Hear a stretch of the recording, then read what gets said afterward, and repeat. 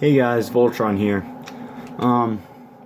So I just like to start out the video by telling you some like channel notification stuff. Unless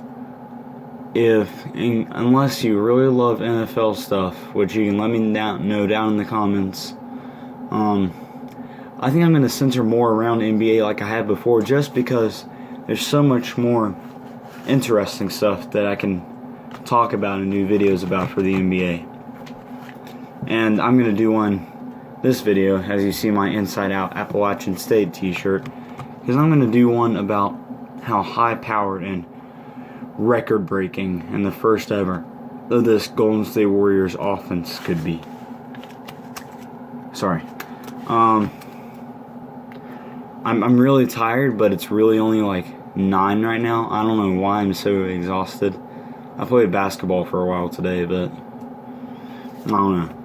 And I just like to let you know that if like you have your phone like ringer on and you hear this at like 11 or 12 at night and you're not asleep yet, I'm sorry, because my YouTube account, I don't know if it's like this for everyone, but it takes like 3 hours to upload. And alright, let's just get into the video. So by the way, I like to start out with, I'm not hopping on the Golden State bandwagon by any means necessary. What I'm just going to do is, I kind of like to see how their offense runs, because I think it could be very interesting if they take it the right approach. So I don't know if they practice it at all during the offseason, but Steph Curry could potentially be one of the top 3 isolation players in the NBA. Now number 1 and number 2 are pretty obvious if you don't know them. Number 1 is LeBron James, and number 2 is Kevin Durant, who now plays for the Warriors. So if they could have Steph Curry and Kevin Durant playing isolation, which if you don't know what that means, it's where you draw all the other offensive players away from just one who's controlling the ball and doing like dribble moves and then scoring. They did it a lot with like Michael Jordan, if you're wondering. Like if you're wondering anyone who is amazing at it, there's Michael Jordan. But because that was really what killed them in the finals, was the Cleveland Cavaliers started doing that and they couldn't defend LeBron, even with Andre Iguodala, one of the top defensive small forwards in my opinion in the league. Him and Kyrie Irving were just very talented at that. And I think if Golden State expanded from just shooting off of screens and doing a bunch of off-ball stuff and doing a lot more isolation plays with Kevin Durant and Steph Curry, it would be an offense we had never imagined. It already is going to be an offense we never imagined, because they're playing small ball, but they have one of the best rebounders in the league right now, maybe even league history. I mean, he does hold the record for the most amount of offensive rebounds in the game, Zaza Pachulia. Zaza Pachulia was involved in a trade, I believe, for Andrew Bogut, I believe. And in my opinion, that was an improvement, because Andrew Bogut was a pretty good two-way center. Zaza doesn't really have any offense at all, though, and he has some decent defense, but he rebounds, and Golden State needs this. Now, I don't know exactly how well they're going to play, and all their stats are going to be shrunk, unless, of course, their offense is just amazing enough to where Steph Curry and Kevin Durant both score in high 20s or low 30 points per game. Klay Thompson and Draymond Green both score, or Klay Thompson scores around low or mid 20s, and Draymond Green does this thing with assisting and doing stuff like that. They would just be insane, and it would be an offense that we could never imagine. Because honestly, if I think that they work on Curry with isolation, and not only that, but if they just run more plays like that, where it's... Yeah, I mean, sorry if I just trailed off there. They could be a sensational... They could be an amazing offense that we've never seen before. Now, something I do think that they need to... that they probably have changed is bring ball handling things to, or give some of the ball handling responsibilities to Kevin Durant, because I mean, Kevin Durant he's like I say, he's a great isolation player, but he can run down the floor. He can shoot from everywhere. He can rebound and block. Like, I remember this series of plays against Dallas, or it was either Dallas or San Antonio.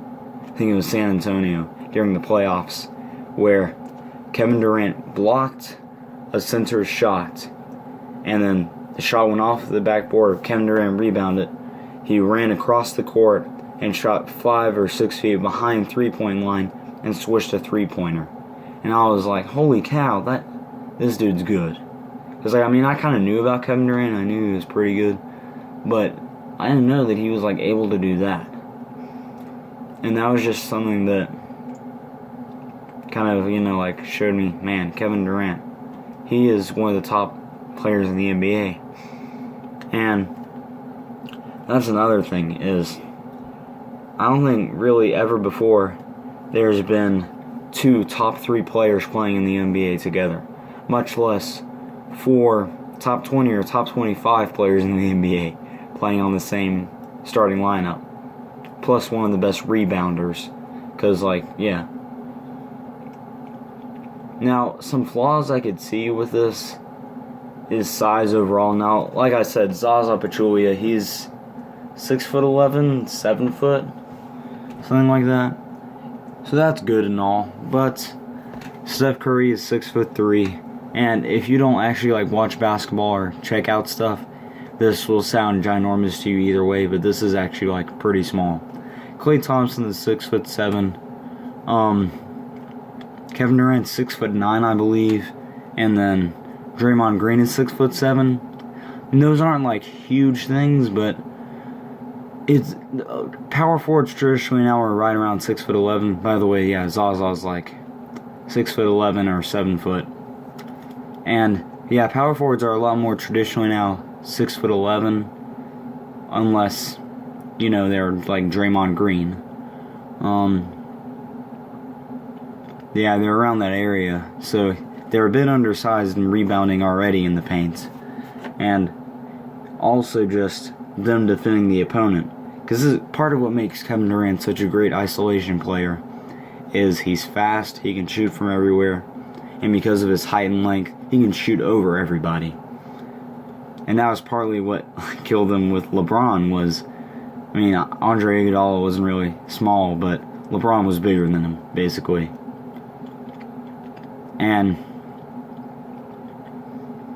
that's part of it, is a lot of their players are in positions that the position averages, size averages, either has more length in the arms, like point guard. I think the arms are a bit more like long than how Steph Curry is. Klay Thompson's actually like above average size, I think, for shooting guard. I think shooting guard average size is around 6'5.5" or 6'6", and he's like 6'7". Draymond Green, though, like I already said, is undersized, and that can, but it won't affect them that much, because honestly, how many power forwards do you have doing isolation? I just realized how long I've been doing this video. Sorry about that, guys. It's just, look out for Golden State. They're going to be a very exciting offense. Again, I'm not jumping on their bandwagon at all. In fact, I very dislike Kevin Durant now. I never really liked, I kind of like Steph Curry because he's from Charlotte, North Carolina. But because of how much of kind of braggy and stuff he's become, I do like Klay Thompson, but I hate Draymond Green, and I'm not a huge fan of Zaza. Anyway, Zaza!